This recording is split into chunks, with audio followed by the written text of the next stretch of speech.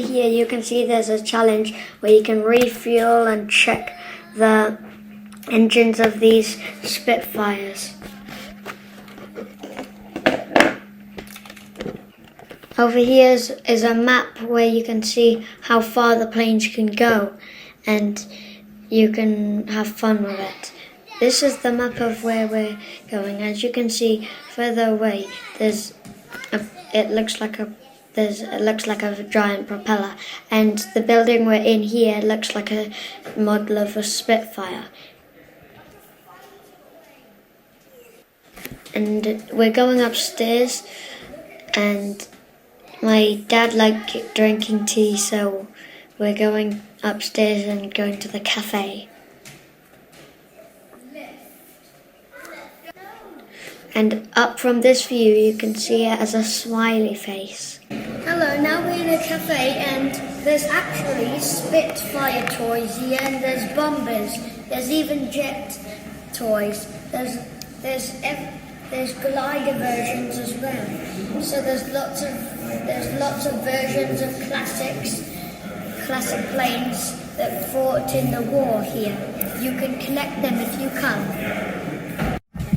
Okay, as you can see, there's a list here of all the stuff, and you can see here there's a list of people who fought in the war. Yeah.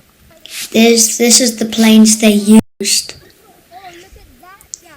There's lots of people on this list. This is Lord Downing. He was an Air Chief Marshal. And on your right hand side you can see Sir Keith. Yeah. And over here you can see the Hurricane plane. And on the other side you can see the Spitfire. They're so similar you can barely tell the difference between them. And in the middle of them all is it's called Junkers, and it's a model, not the real one. It's made out of metal, and it's a model of the plane that crashed. It's really smooth and shiny.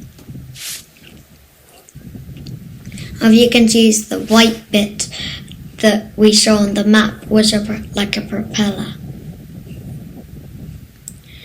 And you can see the planes over there. And over here you can see one of the people who fought in the war.